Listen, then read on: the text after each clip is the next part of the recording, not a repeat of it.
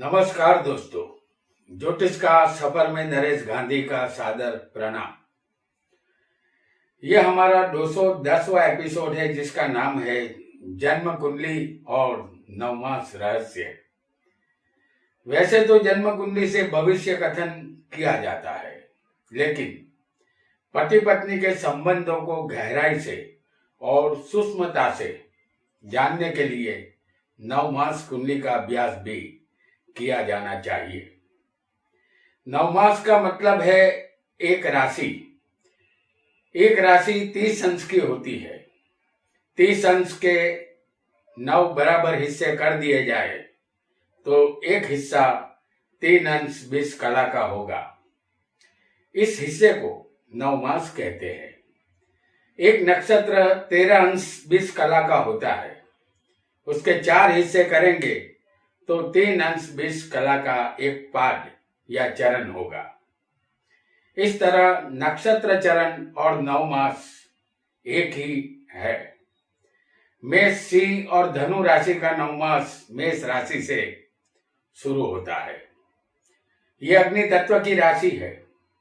वृषभ, कन्या और मकर राशि का नवमास मकर से शुरू होता है। ये पृथ्वी तत्व की राशि है। मिथुन, तुला और कुंभ का नवमास तुला राशि से शुरू होगा। ये वायु तत्व की राशि है। कर्क, वृश्चिक और मीन का नवमास कर्क से शुरू होगा। ये जल तत्व की राशि है। जो लग्न जन्म कुंडली में हो वही लग्न नवमास कुंडली में भी हो उसे वर्गोत्तमी लग्न कहते हैं। ऐसा होने पर शरीर स्वास्थ्य अच्छा मिलता है और जो ग्रह जन्म कुंडली में जिस राशि में हो उसी राशि में नवमास कुंडली में भी हो उसे वर्गोत्तमी ग्रह कहते हैं। और जो ग्रह जन्म कुंडली में उच्च का हो और नवमास में नीच का होगा तो हमें ये मानना होगा कि ये ग्रह सूक्ष्म रूप से कमजोर हो चुका है।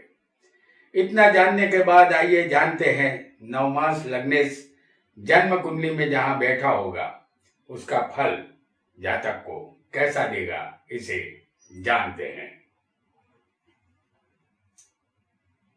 हमने आपके सामने 2 कुंडलियां रखी है। ये कुंडली नवमास कुंडली है जिसमें हम बनाएंगे मीन लग्न।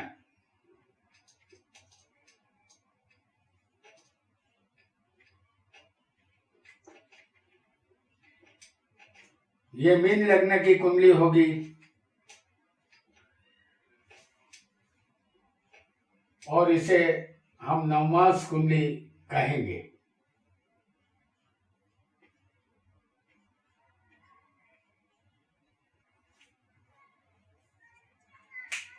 ये कुंडली नवमास कुंडली है जिसमें मीन लग्न है।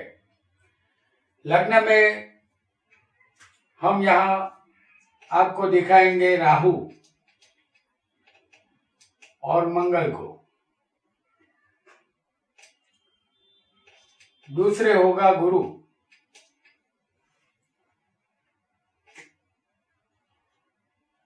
चंद्र और बुध यहाँ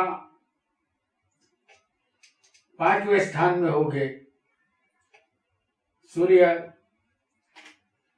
शुक्र 12वें यहाँ मौजूद होंगे और केतु 7वें स्थान में होगा।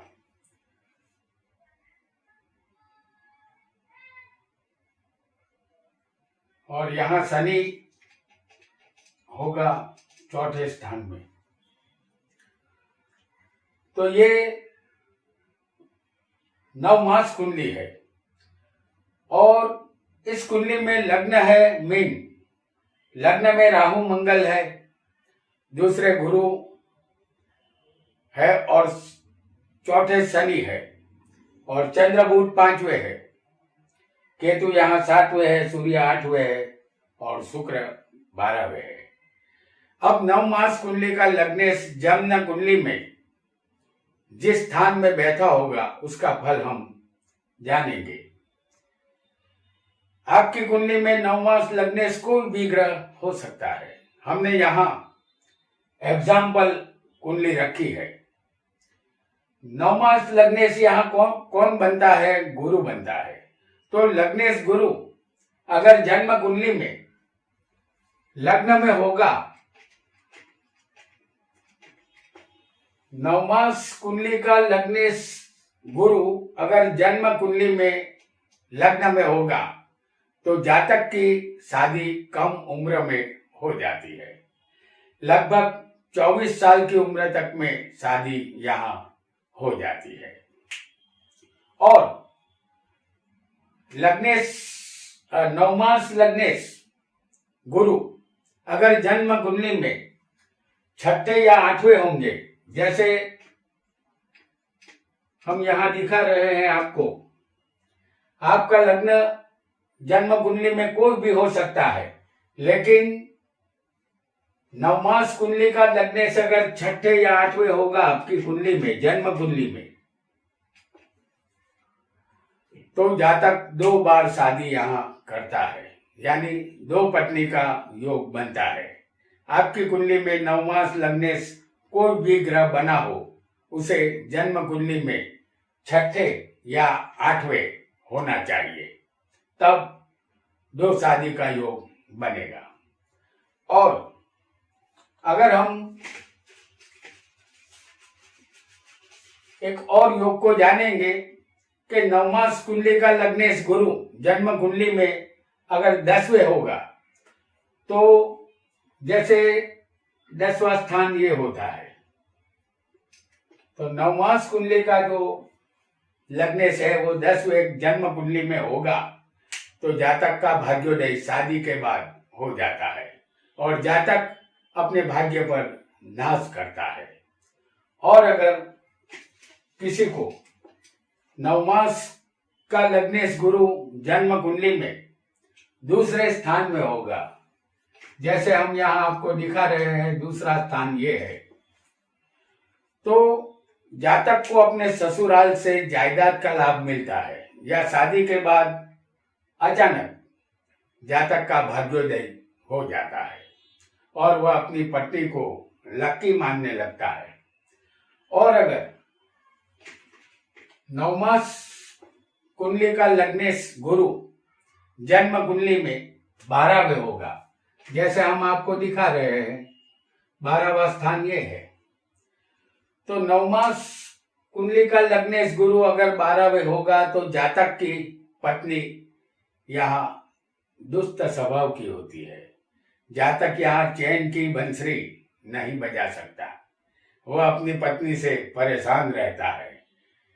यही नवमास लग्नेश गुरु जन्म कुंडली में 12वें स्थान में अगर स्वग्रही हो, समझ लीजिए कि यहाँ धनु राशि है, तो यहाँ पर लग्न आएगा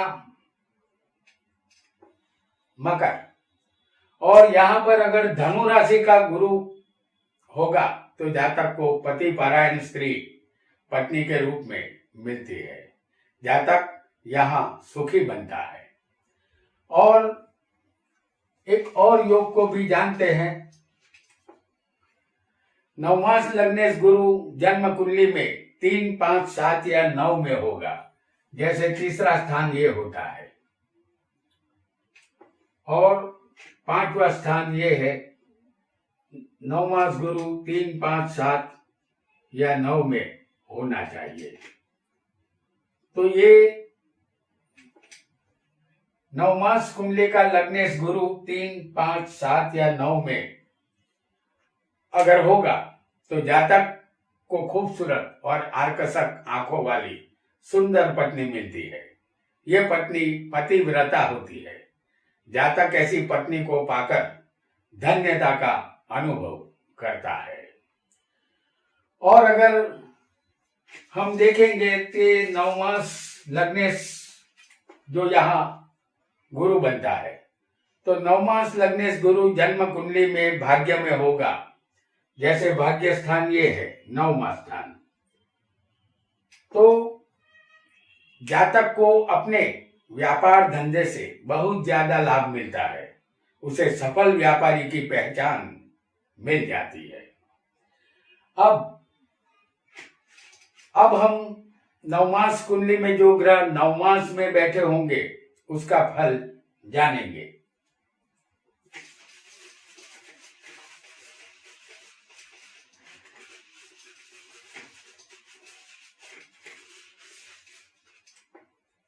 नवमास लग्नेश अगर पाप ग्रह बनता हो, जैसे पाप ग्रह कौन होते हैं? सूर्य, मंगल और शनि। जैसे समझ लीजिए कि यहाँ पर सूर्य का लग्न हो तो ये पापी ग्रह है, क्रूर ग्रह है।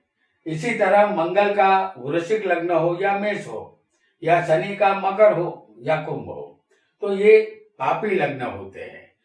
तो नवमास लग्नेश अगर कोई पापी ग्रह जैसे सूर्य, मंगल और शनि का लग्न हो और लग्नेश के साथ कोई भी पाप ग्रह कहीं भी बैठा हो, जैसे लग्नेश कौन हुआ? सूर्य हुआ।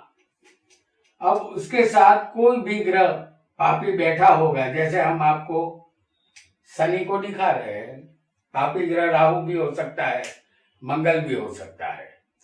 तो लग्नेश के साथ अगर कोई भी पापी ग्रह बैठा हो तो पत्नी सुंदर नहीं होती, उसे झूठ बोलने की आदत होती है। और नवमास लग्नेश गुरु जैसा अगर शुभ ग्रह हो, जैसे हम आपको यहाँ दिखा रहे हैं कि नवमास लग्नेश समझ लीजिए कि मीन लग्न है, तो नवमास कौन हुआ? लग्नेश गुरु हुआ।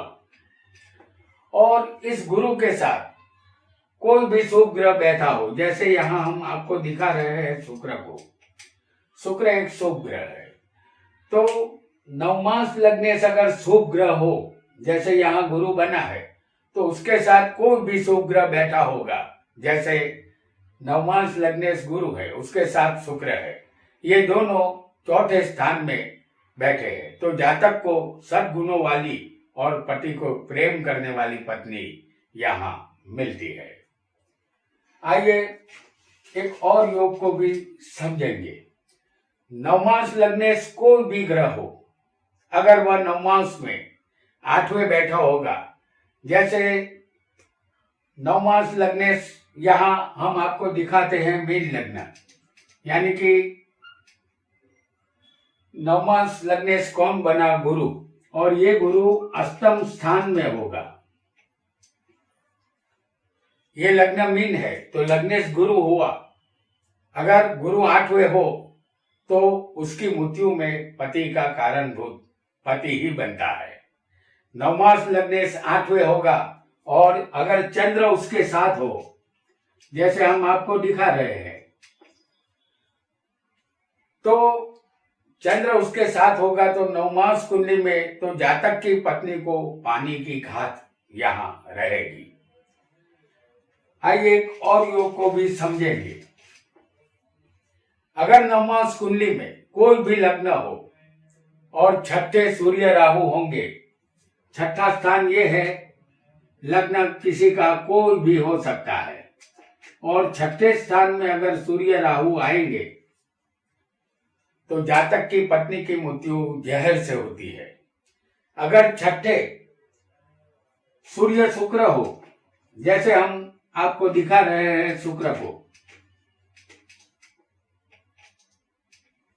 सूर्य और शुक्र अगर छठे हो, लग्न कोई भी हो नवमास, और सूर्य शुक्र अगर छठे होगा तो जातक की पत्नी की मृत्यु आग में जल जाने से होती है।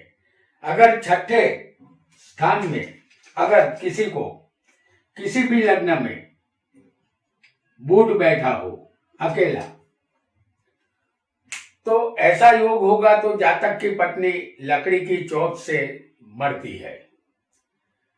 अब यहाँ हम आपको कुछ और योग भी बता देते हैं और यहाँ कुंडली बनाएंगे मेष लग्न की। मेष लग्न में ये नवमास कुंडली है। आपकी कुंडली में नवमास कुंडली किसी भी लग्न की हो सकती है, लेकिन हम यहाँ जो बताएंगे वही आपको याद रखना है। ये मेष लग्न की कुंडली एग्जाम्पल कुंडली है। इस नवमास कुंडली में स्वग्रही ग्रह कैसा फल देंगे ये हम जानेंगे। अगर सूर्य नवमास में, जैसे सूर्य की 5वीं राशि होती है सिंह राशि, अगर सूर्य नवमास कुंडली में आपका स्वग्रही होगा सिंह राशि में, तो जातक सुखी, धनवान और राजनीति में दिलचस्पी लेने वाला होता है, या किसी भी तरह सरकार से जुड़ जाता है, या सरकारी नौकरी जातक यहाँ करता है। और अगर चंद्र नवमास कुंडली में स्वग्रही होगा तो ये चंद्र कर्क राशि में स्वग्रही होता है, तो जातक यहाँ भोग विलास की जिंदगी बसर करता है, ऐश्वर्य और आनंदित जिंदगी को भोगने की चाहत जातक में यहाँ होती है। और अगर मंगल नवमास कुंडली में मेष और वृश्चिक का मालिक बनता है, ये 2 राशियों का मालिक होता है, तो ये मंगल हमने आपको मेष राशि में दिखाया है। मंगल मेष या वृश्चिक में स्वग्रही होगा तो जातक लालची और लोभी होता है। क्रोध पर जातक का काबू नहीं होता।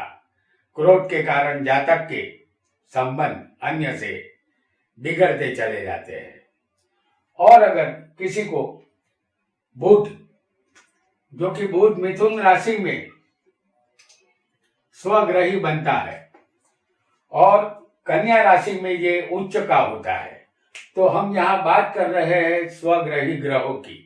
तो बुध मिथुन राशि में स्वग्रही होगा तो जातक यहाँ विद्वान बनता है, वह एक सफल ज्योतिषी होता है, हर तरह की सिद्धियां वह प्राप्त करता है।